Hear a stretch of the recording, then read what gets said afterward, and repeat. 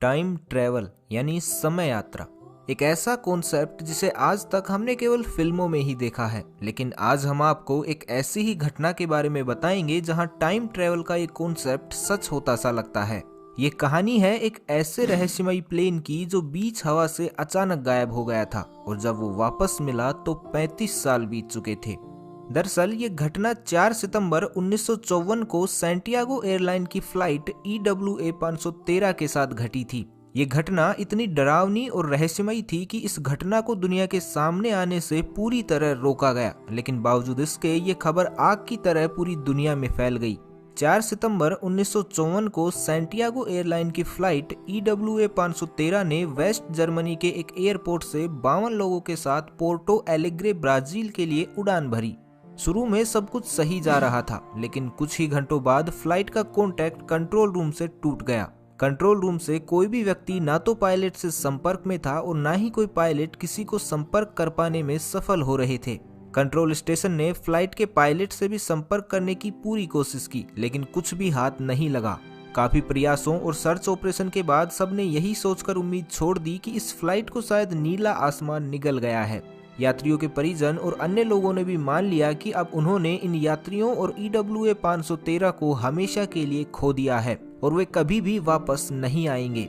इस घटना का सैंटियागो एयरलाइन पर इतना बुरा असर पड़ा कि कुछ दिनों बाद ही सैंटियागो एयरलाइन को हमेशा के लिए बंद कर दिया गया। लेकिन फ्लाइट और यात्रियों की खोज फिर भी जारी रखी गई, लेकिन किसी को भी इससे जुड़ी कोई भी खबर नहीं मिली। लगभग 35 साल ऐसे ही बीत गए। अब तो लोग इस घटना को भूलने भी लगे थे, लेकिन 12 अक्टूबर 1989 की सुबह एक ऐसी घटना घटी जिसने सभी को चौंका दिया। इस दिन की सुबह पोर्टो एलेग्रे एयरपोर्ट के रडार में एक अननोन प्लेन दिखाई दिया जो तेजी से पोर्टो एलेग्रे एयरपोर्ट के रनवे की तरफ बढ़ता जा रहा था। जब एयरपोर्ट के ट्रैफिक कंट्रोल रूम तक ये खबर पहुंची तो सभी ने अपना ध्यान इस प्लेन पर केंद्रित किया, लेकिन जैसे ही ये प्लेन नजदीक आया तो सब एकदम हैरान और परेशान हो गए, क्योंकि उन्होंने प्लेन पर सैंटियागो एयरलाइन लिखा हुआ पढ़ा था। लेकिन अब तक तो सैंटियागो एयरलाइन को बंद हुए 35 साल बीत चुके थे, तो ये फ्लाइट बिना किसी चेतावनी के कैसे आ सकती थी और अब तक कहाँ थी। सभी लोग इसी बारे में सोचकर घबरा रहे थे और थोड़ा डर भी रहे थे। कंट्रोल रूम के लोगों ने फ्लाइट के पायलट से संपर्क करने की कोशिश भी की, लेकिन उन्हें कोई जवाब नहीं मिला।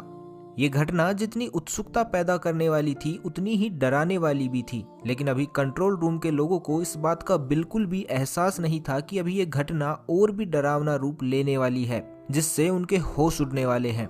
खैर, इसी बीच प्लेन पोर्टो एलेग्रे एयरपोर्ट पर लैंड हुआ। जब पायलट से संपर्क करने पर भी कोई जवाब नहीं आया तो वहां मौजूद लोगों ने प्लेन के अंदर जाने का फैसला किया।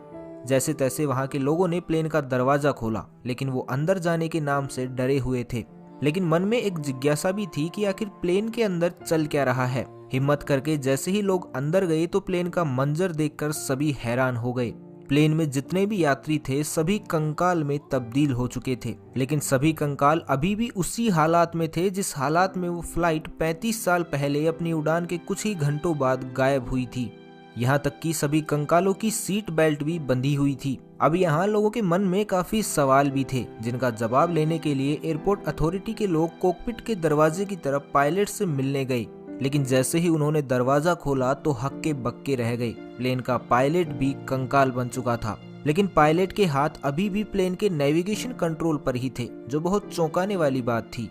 ब्राजील की सरकार ने इस प्लेन की खबर और पूरी रिसर्च की जानकारी बहुत ही गोपनीय रखी। उन्होंने पूरी कोशिश की कि किसी भी तरह की कोई भी इंफॉर्मेशन बाहर ना आ पाए, जो कि हुआ भी। किसी को भी इस प्लेन की पूरी और सटीक जानकारी नहीं मिल पाई।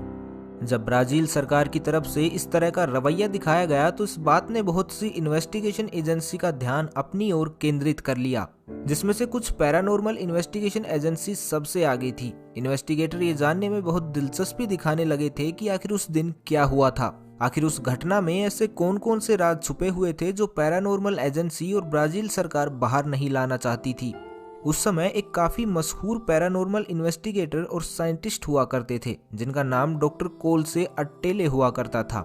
ये घटना उनकी नजरों से भी नहीं बच पाई और उनका ध्यान भी अपनी ओर खींच लिया। उन्होंने फैसला किया कि वे इस घटना के असली राज और सभी कारण दुनिया के सामने लाकर रहेंगे, जिसके लिए उन्होंने जी तोड़ मेहनत भी की। लेकिन डॉक्टर कोल्से, अट्टेले और बाकी सभी इन्वेस्टिगेटर दुनिया के सामने सिर्फ एक ही थ्योरी ला पाए, जिसके मुताबिक फ्लाइट 513 किसी तरह के टेम्परेरी टाइम बबल में प्रवेश कर गई थी और 1989 के काल में पहुंच गई। अगर इसको आसान शब्दों में समझा जाए तो फ्लाइट 513 किसी तरह के टाइम ट्रेवल में पहुंच गई थी, जिसकी वजह से ये अद्भुत यात्रा हुई। लेकिन यहाँ एक सबसे बड़ा सवाल था जो किसी भी थ्योरी को गलत साबित कर सकता था, और यहाँ तक कि इस सवाल की वजह से इस घटना की वास्तविकता पर भी संदेह किया जा सकता था। क्योंकि अगर एक पल को मान भी लें कि ये फ्लाइट टाइम ट्रेवल बबल में एंटर हुई और 1989 में पहुंच गई होगी, लेकिन 1989 में पहुंचने के बाद फ्लाइट को पायलट का कंकाल सकुशल लैंड कैसे करवा सकता था। हालांकि कुछ लोग इस घटना को महज एक काल्पनिक कहानी बताते हैं, बिल्कुल उसी तरह जिस तरह एरिया 51 में एलियंस के होने का दावा किया जाता रहा है। लेकिन कोई नहीं जानता कि आखिर इस पूरे घटनाक्रम के पीछे क्या राज छिपा हुआ है। तो आपको इस घटना के बारे में क्या लगता है? अपनी राय कमेंट बॉक्स में जरूर दीजिएगा।